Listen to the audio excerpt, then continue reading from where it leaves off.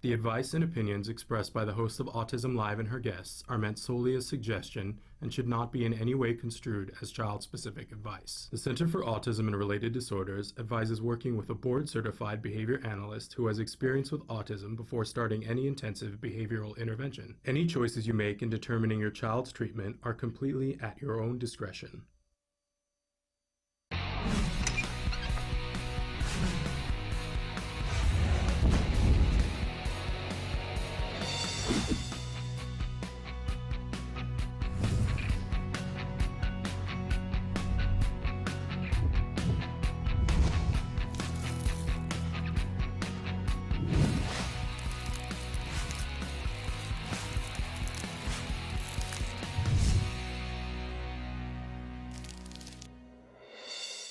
Good morning and welcome to Autism Live. I'm Shannon Penrod. We're coming to you live from the Warner Center in Woodland Hills, California.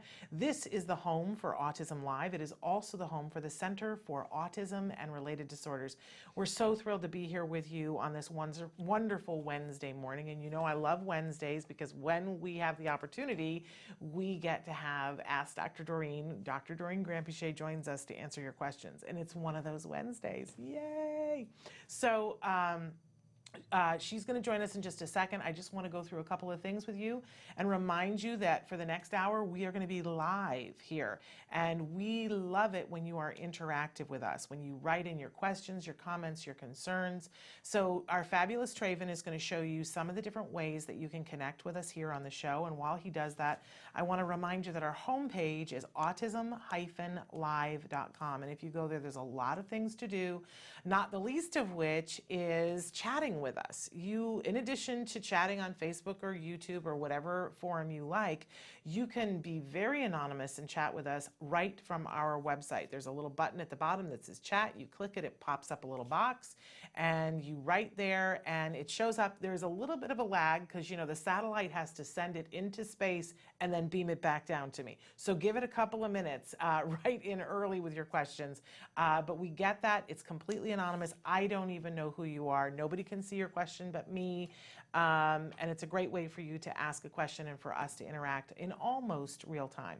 But please partake in whatever way you like. If you prefer to ask a question on Twitter, if you prefer to ask it on YouTube, whatever works for you. We don't get to all of the questions and that's a bummer. We try to, and we try to archive questions for other days when we have time, but obviously we're never going to get to absolutely all of the questions. So if you ask a question and it doesn't get answered the first time, please feel free to ask it again. I try to monitor that kind of thing, and when somebody asks a question in the second round, I try to bump it up to the top. You know what I'm saying? So I hope that you will participate in that. Also want to say a big welcome because we're going to be starting, and for some of you, you might be watching this on BronxNet. And we're very excited to welcome BronxNet to our network of places where people can watch us. That's a very thrilling thing for us. So all of that having been said, let's just take a pause here because it's time for Ask Dr. Doreen. Dr. Doreen Granpeesheh is the Dr. Doreen is an expert in autism. Doreen Granpeesheh. Dr. Granpeesheh. Dr. Doreen Granpeesheh. Dr. Doreen Granpeesheh is a visionary in the field of autism. Now you can ask her questions on Ask Dr. Doreen.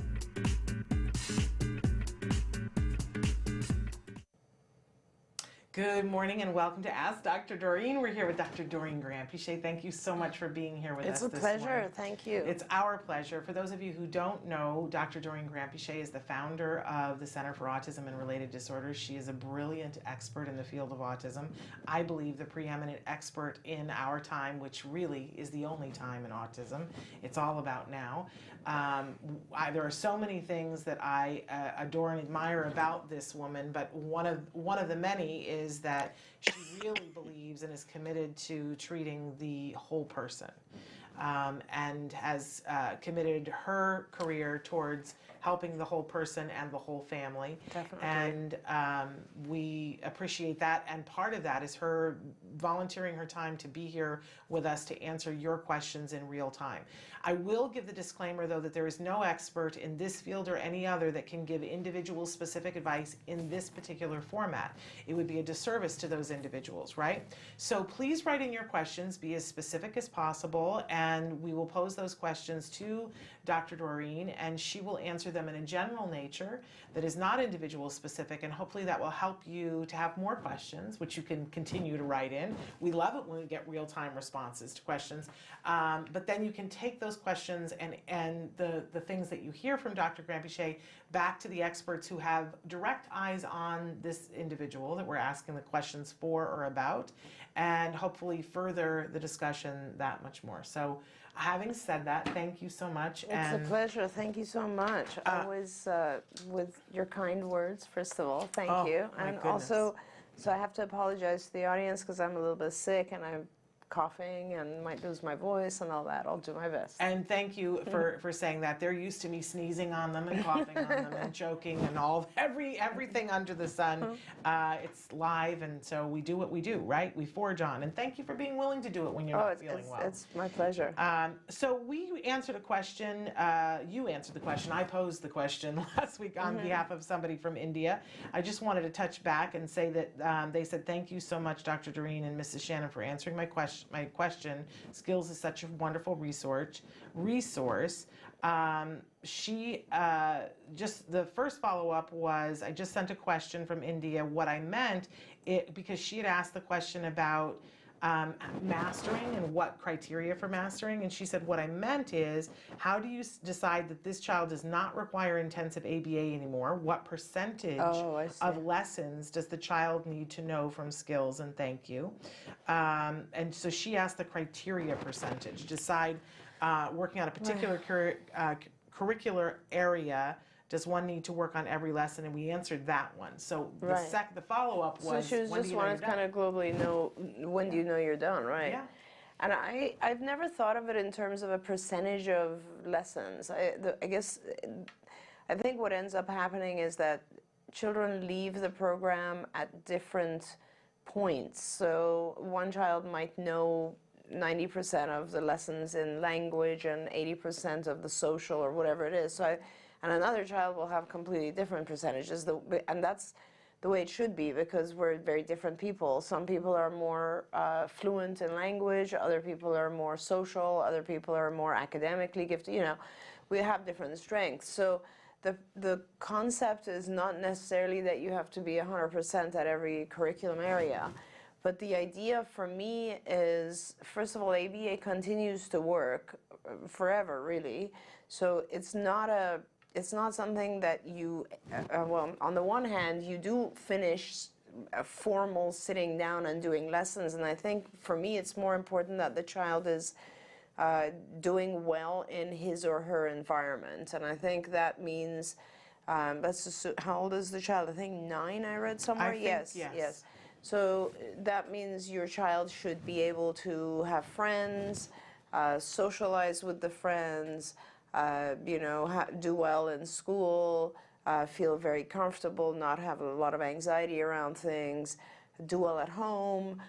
Essentially, the two environments that your child is in are school and home, and as long as the child is functioning like a typical child in those two environments, then you don't need to keep doing lessons. And that is, I guess it's easy for me, but it's a little bit harder to determine, because what does it mean when we say functioning like a typical child? And that basically means that he or she will have strengths in certain areas and weaknesses in other areas, but in general, indistinguishable from peers is sort of the way to look at it. And until that point, I guess I would still do work on the areas that need help. I look at it like tutoring, you know? Yeah. I can tell you that when I look back on our journey and how hard it was starting a CARD program, which is basically, you know, the curricula that's in skills, and how it took me so long to settle into, oh, this is our new routine. Yeah. Like, it just took me, I was resentful, Yeah. Just gonna be honest, I was resentful, and I was like, you know, it really This is kind of crazy. bites that I don't get to go to Gymboree, that we're here working on this, Yeah. and everything is Yeah. so painstaking. And then about the 2-year mark, acceptance started to come in of this is our reality, and here's what's good about it. Right. And look at how much progress we're making, and our path is not like anybody else's, and you know, grab a whoopee and get over that. Right. Like our path is great in some ways. In some ways, you know, it's better than what other people have, and like, you know, look for the blessings.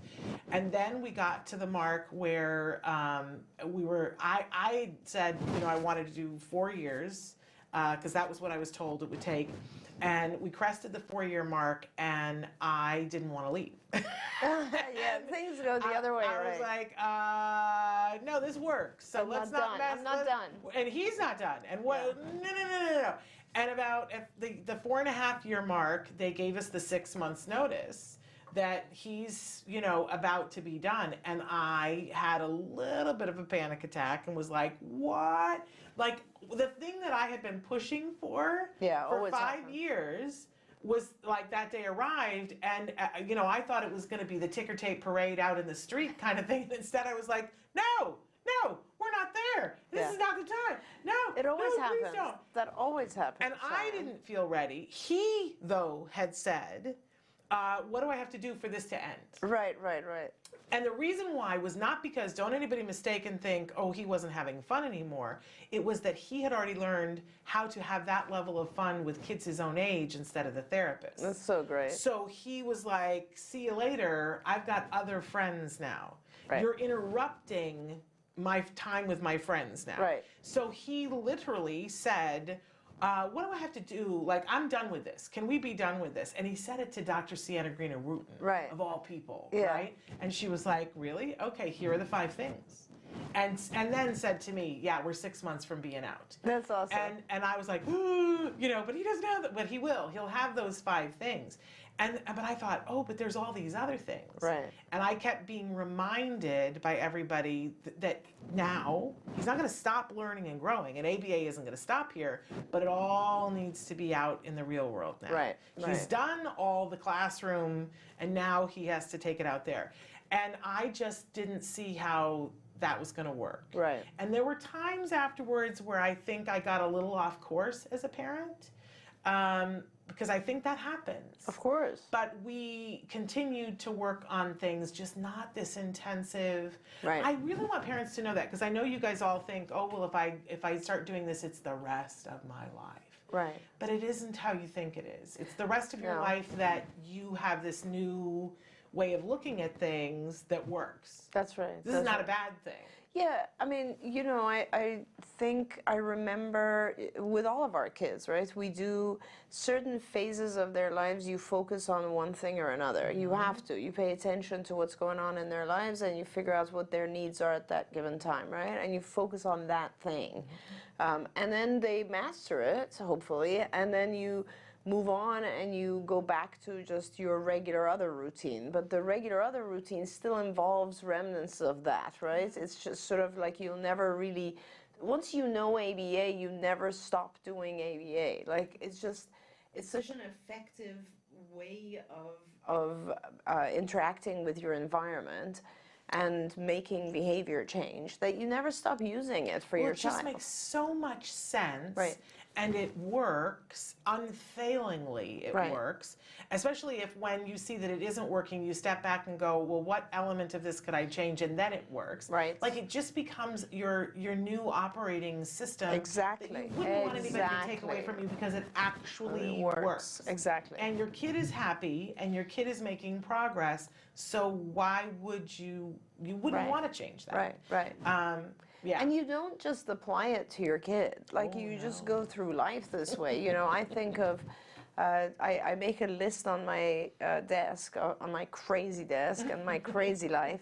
I still make a list of all the people that I need to reward. Yeah. And and it's a continual list, Yeah. right? It's like, okay, oh, so-and-so is doing a great job. I need to, you know, and that's ABA. That's ABA. I wouldn't be doing that if it wasn't for the science. Yeah.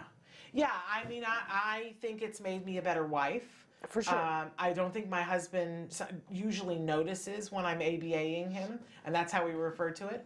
I don't Stop ABAing me. No, but he doesn't notice it. He like doesn't pick up on it. But when I do remember to do that, I think I'm a better wife. The person that, rest his soul in peace, the person who would call me out all the time was Nancy's husband, Reed. He would go, Shannon, you're ABAing me right now, and I notice it. Are you serious? That was my relationship with Reed. He would be like, there it is. Shannon's ABAing me. Yeah, and we would have that whole little experience. Right. But Reed would notice it. My husband doesn't notice. He's just happy. Yeah. He's just happy that things are like it's so much better than when I'm not ABAing. Yes, of course. Right. And I think it has made me a better person to work with and a better person to work for. And I try to be mindful of that of people on our team. The thing that I'm still learning always is the preference assessment. Oh, right. Because like a lot of people, I have the assumption, they will want what I want. Right. And reward them with things that I think that will be That's such a good point. meaningful. Well, I think we all forget about that. I think we just project, and we always think, I'm going to reward so-and-so the way that I'd like to be rewarded. And it's quite different. You're right. It's so You're right. different. Absolutely. It's so different. And Absolutely. asking people, at a time when it isn't essential, what is it that makes you feel rewarded? For sure. And noticing when you do something, what makes them feel rewarded. Right. But not necessarily writing that in stone. Right. Especially with our kids. Right. Because I notice something that my kid finds reinforcing, and then I like keep pushing that button. Mm-hmm. And at a certain point, he's like, yeah, that was 3 years ago. We're done with that. I was thinking about that the other day because I was talking to Sonny and I was like, what is that noise? It was late at night and he was doing something upstairs. And, he doesn't live with us, but he was here now for the summer, right? And I was like, what's going on? So the next day I asked him, I was like, what was all that noise? He was like, I was playing Minecraft. And I thought of Jen and I was like, I thought they grow out of that, but I guess once in a while you go back to the old reinforcers. Because if I said something about Minecraft to my son right Jen now, would be like, I'm so past that. Like, that is so 2005. Exactly, exactly. And then I have to do the math. I'm like, it's not 2005 anymore. I'm still writing checks dating them 1979, so there we go. There you are. And I didn't even have a checking account in 1979, so there we have what that's about. Anyway, we digressed. We're going to take a break, and then we're going to come back with more of your questions, so stick with us, and if you want to write into us right now, do it. You can tell us that we've gone far afield. All right, we'll be right back. Do you provide care services to someone with autism? Recently, more and more children are being diagnosed with the condition and getting the support they need as awareness grows. But what happens to these children as they grow up? It's estimated that over 500,000 youth with autism will turn 18 in the next decade, and they'll be faced with a very difficult reality. As children with autism grow up, their services start to disappear or become very difficult to access. Things like medical care, mental health counseling, vocational training, and more. All services that are still desperately needed. The loss of support that youth with autism face as they grow up is so severe that it's referred to in the autism community as falling off a cliff. Adults with autism need the same level of support they had as children to avoid falling off the services cliff. Introducing Skills Living, the web-based software designed specifically to help transitioning youth and adults with autism so they can avoid the cliff and instead fly to success. With Skills Living, help your learner with autism develop the skills they need in all the critical areas of adult life, including self-control, planning, and problem-solving, effective communication, performing life skill tasks for independent living, acquiring and maintaining employment or other meaningful activities, developing and maintaining social skills and relationships, accessing transportation and public services, and being safe. Skills Living includes a comprehensive assessment, a data collection mobile app, behavior intervention plan builder, and automatic progress reporting. It also provides a complete curriculum addressing 16 key areas spanning the entire range of functioning adulthood. Skills Living is easy to use and can be implemented by schools, parents, and autism service providers. Call or click today for your free demo and see how Skills Living can help your learner with autism avoid the cliff and instead reach their fullest potential. Skills Living. Wish, Learn, become. Gotta have all. Welcome back. We're back. I'm telling tales about my kid. My earpiece isn't working, Traven. Whatever it is, it's not working. But we are back with Dr. Granpichet for a segment that we call Ask Dr. Doreen. This is Wednesday. We hope you guys write in with more questions. But we have this question. Good morning. My 12-year-old son has GAD and ODD. I don't know what GAD is. Generalized anxiety disorder. Oh, I should know what that is. I live in that neighborhood. Yeah. And ODD is oppositional defiant disorder. There we go. He refuses everything my husband and I ask him to do, especially brush teeth or shower. It goes from him being angry at us to then crying. It's a constant battle. I don't want to know what to do or where to begin. His defiance is draining us. Yeah, I'm so sorry. It's very, very tough. I don't like, so first of all, generalized anxiety disorder, I fully support. I think it's a legitimate diagnosis, and there are a lot of people who have some form of anxiety and they just live with it. So, I think it's a good thing that he has that diagnosis so that you're aware of the fact that he struggles with anxiety. Generalized anxiety basically means that it's not associated with a particular stimulus. It's just anxiety across the board. ODD is not a diagnosis that I like because it's, oppositional defiant disorder is just, I don't think anyone is oppositional and defiant for no reason. Right. I think there's always a reason for our being oppositional towards things. Regardless, let's assume that there are, he definitely has a hard time doing things that you ask him to do, and it's a constant battle. I honestly don't suggest that you try to address all of his issues. Whether or not he has a diagnosis of autism, the experts in dealing with defiant behavior are behavior analysts. So people who are certified in this field, in ABA, this is what we do. This is what we are trained to do, is to deal with, refusals and defiance and non-compliance and tantrums and all that sort of stuff. So it is super, super hard for parents to take all the situations of a normal day and cut them up enough that you can focus on only one thing at a time, and it's very, very hard to do that when when you're not familiar with all that goes on with ABA. I'll just give you a couple of examples. So whenever there's defiance, what that means is that the consequence to the behavior is not rewarding enough. So essentially, he is being asked to brush his teeth or to shower, but the experience of brushing teeth and showering, or the fact that it's taking him away from something he'd rather do, that whole thing is not rewarding enough in contrast to the reward that he gets. So I'll try to break that down into lay terms a little bit more. So when we are asked to do something, it involves two things. It involves giving up what we're currently doing. So let's say he's watching TV, right? That's a very reinforcing activity. Let's say he's not watching TV. Let's say he's laying down and doing nothing. That is more rewarding than getting up and doing something. So to begin with, you're asking him to give up something he prefers in order to comply. Secondly, a lot of our kids have issues with sensory issues.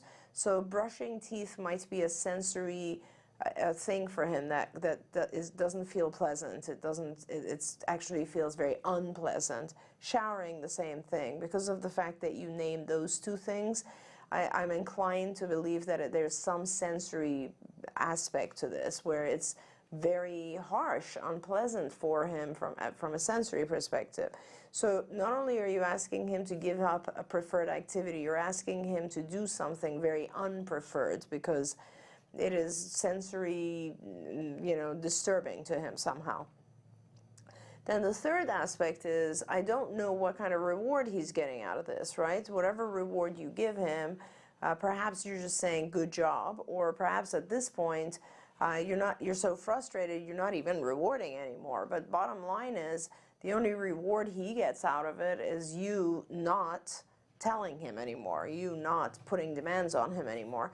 And that's just not sufficient. So it makes perfect sense that he would be defiant, because probably when he cries or gets angry at you and is defiant, he avoids doing what you just asked him, because you're so tired, you're drained, as you said, you're burnt out. So he puts up a fight, you'll give in. So for him, what he's learned is, when I don't want to do something I don't want to do, all I have to do is cry, tantrum, put up a fight, be defiant, and sooner or later, if I hang out long enough, they'll give up and leave me alone. So this is a problem. And you need to have, the reason I suggest you have a behavior analyst or BCBA work with you is that it's not as simple as I'm making it sound, but so it's better if someone really helps you understand the depth of it, because otherwise he will continue to do things that might win the situation. But to let me be very clear, if it's just, let's say, it is time for him to brush his teeth, then there's a number of things you could do to help. One is you will need to increase your reward for that behavior very, very significantly. I don't know what is meaningful to him. I don't know what's a rewarding thing to him, but whatever, you have to find out. And that's what we were talking about before the break, is that it's really important to identify what's rewarding. Different things are rewarding to different people. So for him, it might be money to go buy a toy that he wants, or a game that he wants. It might be watching TV, whatever it is. He cannot have access to it the rest of the day. If you have access to a reinforcer all the time, it's not reinforcing anymore. It's just your normal status. So this reward that you choose has to be something he doesn't have access to otherwise. So let's say $10, $20, whatever it is. And he should get that if he brushes his teeth, but only if he brushes his teeth without throwing a tantrum. So you tell him to go brush his teeth, he goes and brushes his teeth, you give him the $20, you leave him alone. That's it. You cannot do brushing teeth and showering on the same time. You need to deal with one or the other. And I hate to tell you that, because it's just the more demand you place, the higher your reinforcer has to be. And he's already figured out that if he fusses or cries, you'll probably give up. So that's kind of one side of it. The other side of it is, what do you do if he is actually crying when you ask him to do something like that? And he's 12 years old, so it's a little bit difficult for me to tell you, you need to physically motor him in there and help him brush his teeth. I don't know what you normally do. I'd have to learn a little bit more about that. This constant battle thing is terrible. You need to give up the constant fight, because the more we engage in arguing with our kids, the more they're actually getting what they want, which is delaying what you originally asked for. So before I start to give you too much advice and make it harder, I really suggest that you try to find a BCBA who can give you advice on this. The other thing I suggest you do is go on IBT's website, Institute for Behavior Training, which is ibehavioraltraining.com, ibehavioraltraining.com. And if you go on there, there are numerous modules talking about ABA, and there's a couple that I would really suggest for you. First of all, do a basic module that just explains all the stuff I just said, and what is function of behavior, and how does a behavior work, why do we do certain things, and how can we modify behavior based on the things that happen before and the things that happen after it, the antecedents and consequences. You need to learn about all of this stuff. And then there's actually a module that talks about challenging behavior. And I would really, really recommend that you listen to all of that, view all of that, really understand how to manage challenging behavior before you engage. Yeah, but you need help and support. And Absolutely. that's not because you don't know, and no, you're not doing a great job. it's because Anybody it's would. tough. This is Anybody would super need help tough. and Yes, support. yes. Absolutely. Okay, and then write back to us and let us know if you have more questions. We're going to go to great break, but before we do, I want to acknowledge some of the things on Facebook and YouTube. First of all, we want to say hi to Avril and hi to Helen. Helen, thank you so much always for being with us. Helen watches with us a lot, and we really appreciate it, Helen. Ellen has written in and said, "Hi, Dr. G. My kids both had ABA with CARD for many years. They are now 19 years old, and she says CARD is the best." Oh, I hi, agree with thank you, thank you. We have Vulcan Mind Meld, Ellen. Then on YouTube, Michelle, you wrote in and talked about potty training. You actually had written in last week, but you must have tuned out before we got to it. But we answered your question about potty training on last week's Ask Dr. Doreen. So you're going to want to go back to that and see. And then we've got a couple of other questions that people have written in that I'm going to save on YouTube for when we come back. Because Indira wants to know, is autism really curable and how?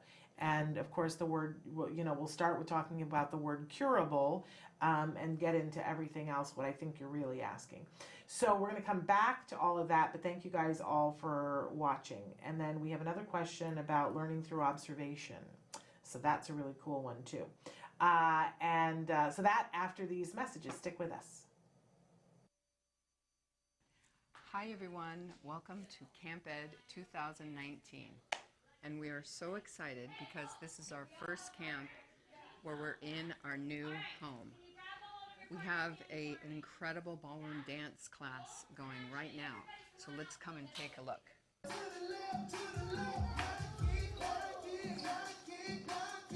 Camp Ed at the Ed Asner Family Center is an inclusive arts camp featuring some of your favorite arts programs. We have a little over 3 weeks of camp left. We want you to come and join the excitement.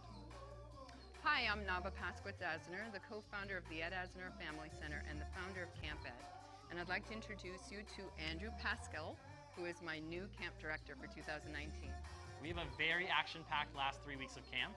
Next week we have Art Week, where we're going to do a color run. We're going to get really colorful. We're going to tie-dye some clothes.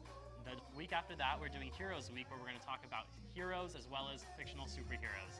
Our last week is Surf Week and Celebration Week. And Nava, can you tell us a little bit about Surf Week? Yes, definitely. This is my favorite day of the entire summer. We're going to be working with the amazing surf therapists of A Walk on Water, and they're just going to give us a great day, beach, fun, just really wonderful, safe day. Please come join us at Camp Ed 2019. Yeah! Woohoo! To join us for a week or the next 3 weeks, call us at 818-302-0712. Once again, that's 818-302-0712. Camp Ed and the Ed Asner Family Center were created by our family for your family. Well, I'll be hornswoggled.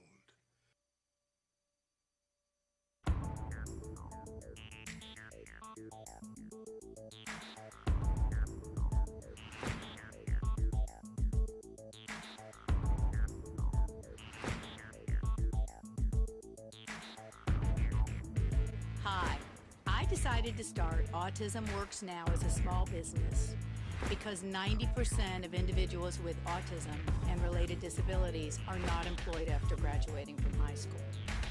Our mission at Autism Works Now is to create job opportunities for Spectrum youth and kids through awareness and education.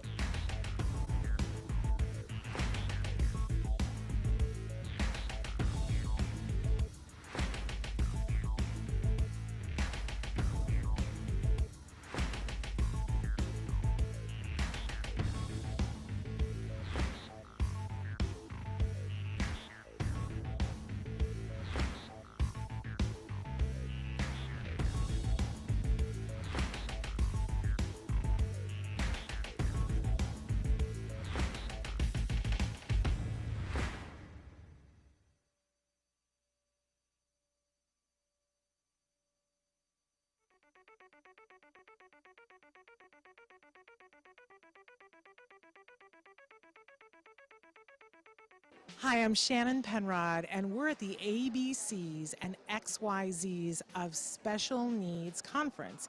And this year, for the first time, they've got something really remarkable. It's the Entrepreneurial Boutique. These are all items that have been made and are being sold by individuals who have special needs. So we're going to do a little shopping and talk to some of these fabulous entrepreneurs. Come on. My name is Molly Rarick, and I'm founder of Breed's Gift. We're a nonprofit that serves teens and adults with special needs, like Chase here. We were founded in 2013 and serve people in the Conejo Valley, Santa Barbara, and LA.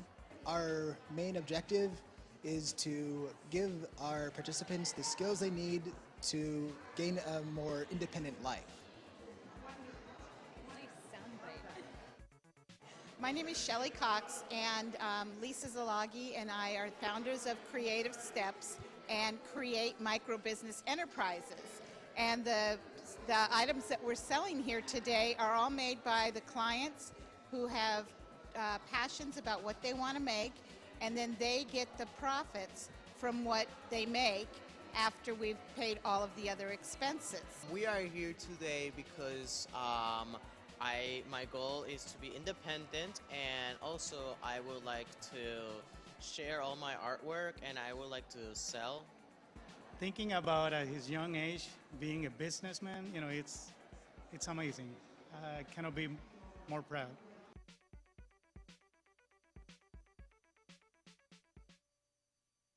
Welcome back to Autism Live and to Ask Dr. Doreen. We're here with Dr. Doreen Grant-Pichet, and she's answering your questions in real time. I promised that we were going to get to some YouTube things when we came back. But then of course I forgot. Oh, I know which one I said. Indira wants to know, is autism really curable, and how? Right. So this is a super touchy subject for a lot of people.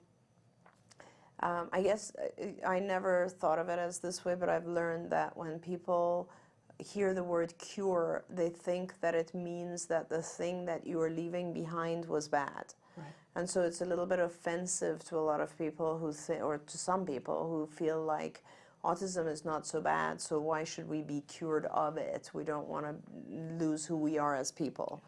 And so I want to start with that because I understand that perspective. I get it. I get what they're saying.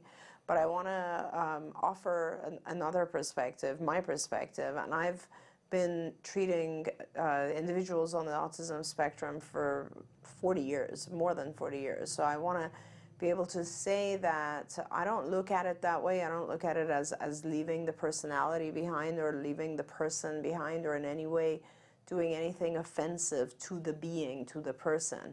I'm a clinical psychologist, and as any other doctor, what we do is we look at things that we call disorders. Maybe that's the word that people should be shunning or hating, but the bottom line is that there are a series of things called disorders, and there are some medical disorders and there's some mental disorders, and we all talk about mental health all the time. And if you look at mental disorders, there's a book called the Diagnostic Statistical Manual of Mental Disorders, the DSM. And anything that goes into this book has to be, by definition, a disorder. Now, what does a disorder mean? It means that it is a condition that makes it difficult for the individual to function in society. So it is a condition that basically makes it difficult to either function at home, at work, or in social life. One of those environments, which is sort of it encompasses all of the environments that we're in. If it's a child, it would be school instead of work. But it is very clearly defined. So I always use the example of someone who drinks a lot, right?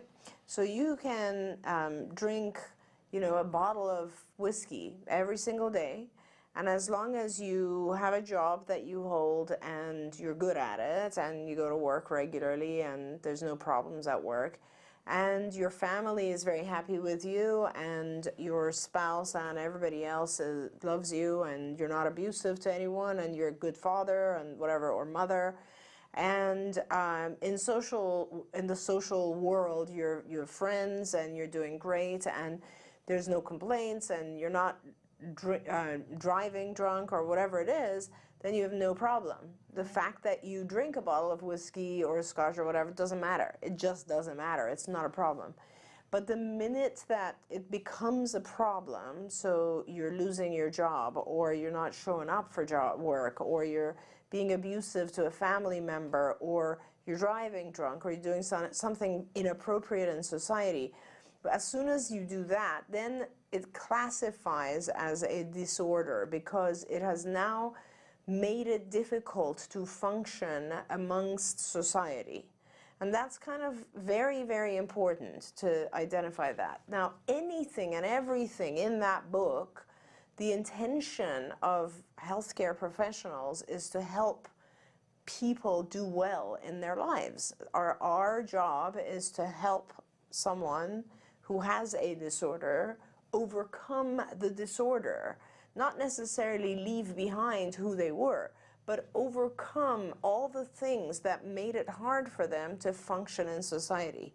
And that's what it is. And so with autism, I look at it exactly the same way. No one ever works on trying to alter someone's personality. It's a matter of, with autism, what ABA does is you take the individual and you identify what their strengths are and what their areas of weakness are. And the strengths you use and you reinforce and you highlight, and the areas of weakness you teach. And you try to teach the individual, you change. Like, so you increase the language areas and you teach the individual how others socialize and how this world's social behavior is. And you teach the individual how to have academic skills so they can go to school and how to play with peers. And if it's an older individual, you teach them how to get a job and so on and so forth. So all the stuff that and you teach them that tantruming or hitting is not an appropriate form of communication.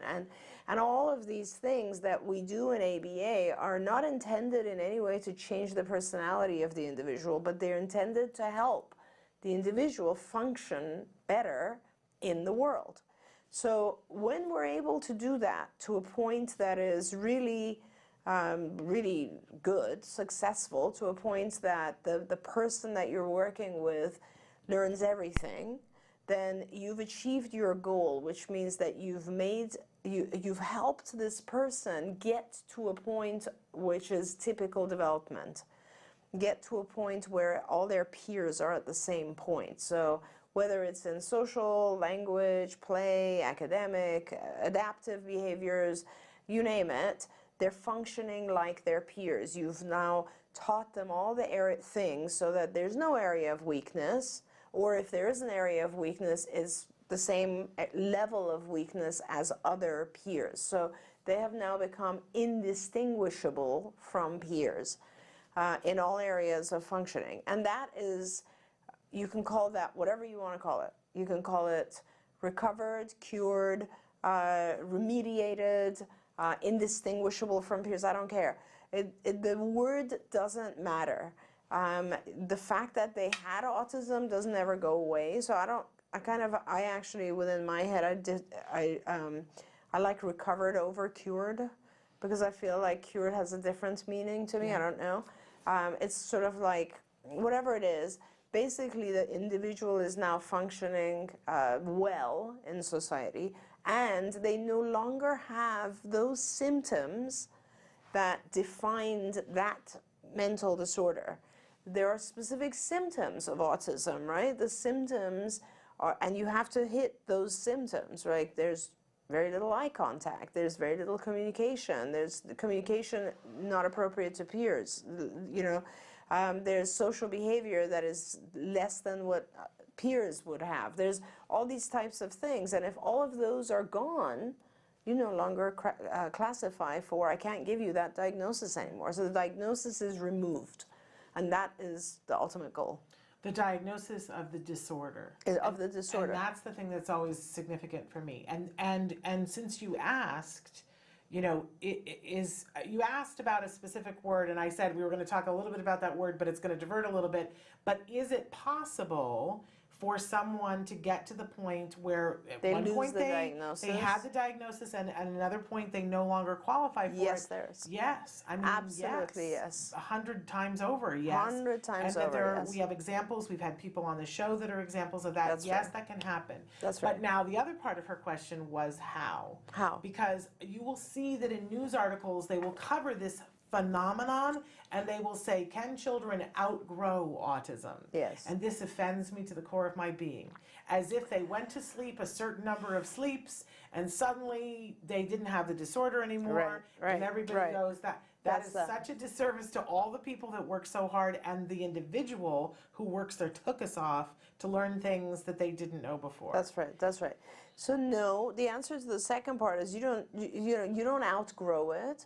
What you do is a lot of hard work. You outwork it. And you outwork it. And the work is across all different levels. And I don't, I'll try to just give you a global view of it. We talk about ABA.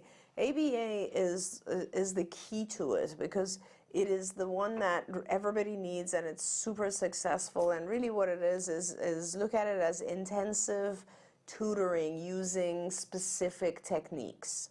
It's hard to explain, but basically ABA has to do with rewarding behaviors that you want to increase and not rewarding behaviors that you want to decrease. So, I mentioned that you take skills and deficit areas or weaknesses. You look at those and you list for yourself, my child can do all these things, but they cannot do all these other things that their peers can do.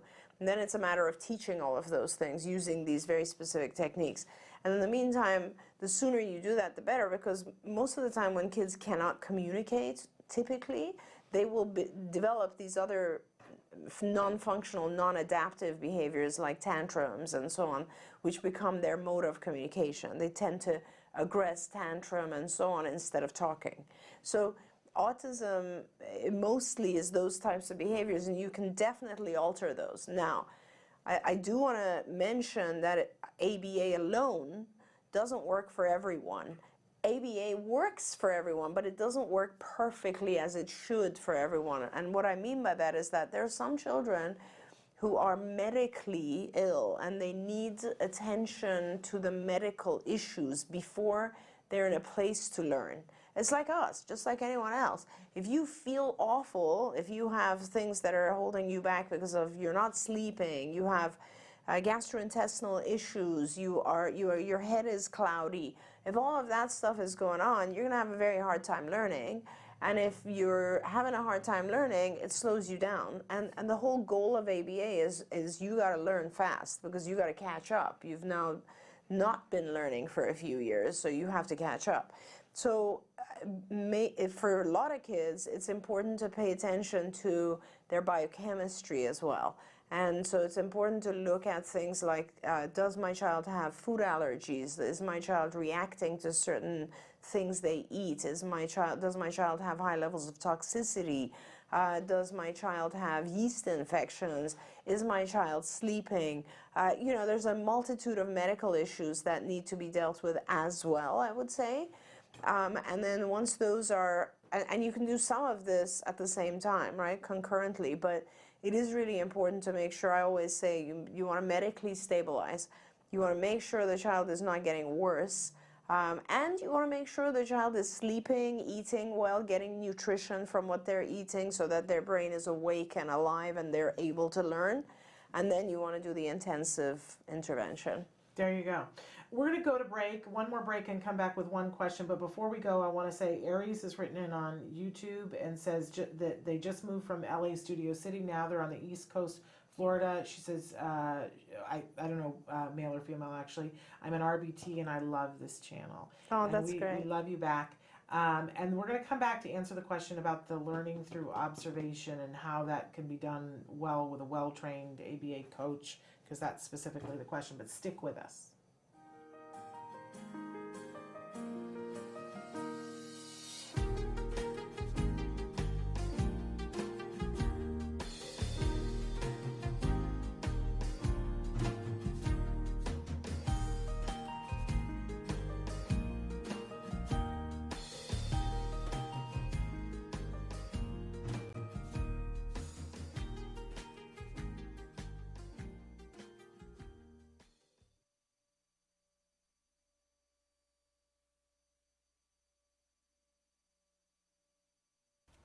Hard times lead to good choices. Many times you're going to find out that change is coming and it's not something that you like to see. Things sometimes just don't work. Sometimes you have to put your child in a new school. Sometimes you have to put them in a different classroom. Often you'll see this with perhaps special education versus regular education, or everyone's favorite, puberty. All bets are off then. However, these things happen when they need to happen. So making that hard choice is super, super scary. But when you open those doors to look at things that maybe you've never dreamed you would have to look at, you're going to find help that you never expected. There are a lot of people out there dealing with the same things that you are dealing with, and there is a level of help that you never even knew existed. So don't be afraid when it's time to look at the scary problems that you're having. When those things come up, when the aggression increases, when things are falling apart at home, when you're getting the calls from the schools, don't be afraid. Reach out, find out what you need to do. You might need to look at new schools, new housing. You might need to access new levels of service. But I am telling you, you're going to see amazing things. There are children that, as they grow, do things with the help of others, very specialized support, that you never thought they could do. So once you do that and you meet the child where he or she is and you give them what they need, everybody can do better, and you're going to see amazing progress. Welcome back to Autism Live. We're here with Dr. Doreen Grant-Pichet, and she's answering your questions in real time with Ask Dr. Doreen. I mentioned before the last break that we were going to take a question. Now, Pearl has written in on YouTube, and Pearl, I have to be honest that I'm not sure that I'm following exactly what it is that you're asking, but I think, and so write in and tell me if I've got it wrong, that basically the child has a non-ABA trained coach. And when the coach is there giving one-to-one, he's not learning through observation with other kids. He is not given any kind of reinforcement. I'm currently using skills. Can you please suggest any ABA techniques to be used? But I think that the one-on-one is at school, but maybe not. Maybe it's at home. But the person, when that person is doing something, they don't learn through observation with other kids. Yeah, I mean, I think you know, the two techniques are obviously modeling, basically, you know, having the child pay attention to other kids and then reinforcing when they imitate the other kids.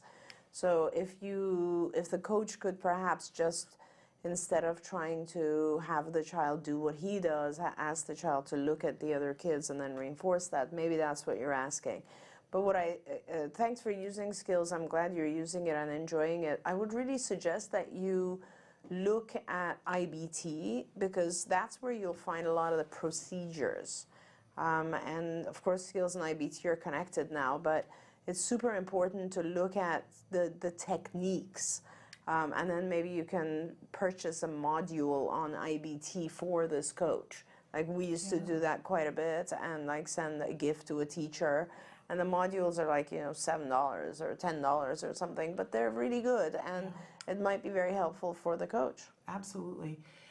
You know, one of the things that I was saying to somebody yesterday, if I could give a gift to every parent, it would be to give them the ability to somehow waive HIPAA and have every single parent go into an autism center for a couple of hours. Right. And just watch therapists work with kids that aren't theirs. Right. Because they would learn so much, it would quiet so many fears, so much would make sense, because you would see thousands of different techniques employed in thousands of different ways just to teach that individual child. Right. So that you would see that it isn't a if P then Q, it's a toolbox. Right. And then you take tools and everybody uses the tools in different ways to work with that individual to help them to learn. I get so excited when I get an opportunity to be at a center, because I just learn so much, and I wish that everybody had the opportunity to do that. Honestly. And if you did, you would be, like, I sort of picture like Pinterest shows you all these different ways to do things, but if we could have Pinterest for autism and show all the different techniques that therapists use with different kids, and how it's just absolutely amazing. So there are so many ways to do this. Sure, absolutely. And I just, in the experience that I've had, you know, watching people in a classroom or other ways of prompting a child to notice what the other people are doing. Definitely. That some kids, it's just a gesture that they just look at another child. They go like, you know, look and see what they're doing. And for some kids, that's enough, and they go, oh, What Right. is that kid doing? And when they get reinforced for doing what that kid is doing, wonga, we've Yes. arrived, right? For other kids, they hold up a little, icon. Absolutely. That shows looking at another kid and they go, oh, that's right, I'm supposed to be checking in and doing that. Right. For another kid, the teacher says, hey, what's everybody else doing? Right. Right. And all those ways plus 100 more are valid. It's just what works for this individual For this child. particular child, And, right. But you can learn amazing things. You can learn the baseline of it on IBT. Yes, definitely. And That's then a you good can place go to into go. skills and find the specific lessons. And what I find really helpful are with each lesson, there's teaching notes at the bottom of them, which those are all the, I didn't think of that. And also on that note, there is a lesson called observational learning. Yeah. So there's all those different things. But the shortcut would be, if you could, if HIPAA allowed it, to go to a center and just sit there and watch a bunch of people work with a bunch of kids. And you would go, oh, the lights are on. Absolutely amazing. Okay, well, we have time then for one more question. I'm going to pick the one, how can I help my nephew learn to communicate with me? Right. That's awesome that you're writing in, and that's wonderful. I wish I could just give you a short answer to that. I don't know anything about your nephew, so. And our kids, they communicate in multiple different ways. Our kids, some of them are verbal, some of them are completely nonverbal, and they are communicating through iPads, they are communicating through picture exchange systems on the wall, some are even communicating through sign. The key to it, I think, is that whatever the modality that is appropriate for the child or that the child is capable of, that you start with essentially what we call MANs. MANs are requests, and they are internally motivated, obviously, because there are things in the universe that we want, everybody wants. So the first area of communication that we focus on is teaching the child to request things and then giving those things to the child. That is the first form of communication, manding. And then after that comes the next level is tacting, and tacting is identifying things, labeling things in the environment. And then from there it starts to get a little bit more complex, and these are called intraverbals. And before you go there, I think you can learn a little bit more about MANs and TACs and intraverbals and so on, again, on IBT. Today is the day we refer everybody to IBT. Institute for Behavior Training, ibehavioraltraining.com. If you go there, you'll see a lot of modules that have just to do with learning to teaching our kids how to communicate. Wonderful. We thank you so much for being It's a here pleasure, with us always. today, and every time that you have the opportunity to be Thank here. you so much. We're not going to see you next week. We're going to see you in a couple of weeks, but we will look forward to that. Okay, in the great. interim. Thank you. And so thank you guys all for being here. Remember that you can keep writing your questions when we are not on the air. And that we store those in a bank, and that we are having Evelyn Kung next week that you can ask questions and she will be answering those for you. I want to give you just a little bit of heads up on the rest of the week this week, that I have the wrong one up. This is so bad that I have the wrong thing. But that's, next week. Do you know who we have on the show next week? This is very exciting. We have Ilana Gershlovitz on with her book. That's our show. Is she on at that time or after? No, it's Okay. it's next Friday for Let's Talk Autism with Shannon nice, and Nancy. nice. We're going to have Ilana on, and that's wonderful. She is an amazing. We've had her on the show before, but she has a new book called Saving My Sons, which is absolutely a beautiful, beautiful thing, talking about ABA and what it has meant to her kids. I do not have, Traven, you gave it to me and I don't have it. I don't know where it is. So I can't tell you who else is on this week, except that I do know a little bit. You know who is on this Friday? Two fabulous guests. We have Julie Kornack on, and she's going to be talking about the amazing law that is there for you and that so many parents are using to make sure that they get therapy for their older kids. And that is the Mental Health Parity Act. So she's going to give us the lowdown on that. And then we also have Mark Fleming from Puzzle Piece Fitness who will be with us on Friday. And I'll find out who's with us tomorrow. We do not have Bonnie Yates tomorrow because she is a new grandma. Yes, that's the baby right. has come, Congratulations, and she needs to sit Stephanie. under the baby. So we will have her back next week. But we'll be back tomorrow. I don't know with who, but we'll find that out for you. Stick with us through that. Until then, give your kiddos a hug from me and one for you too. Bye-bye for now.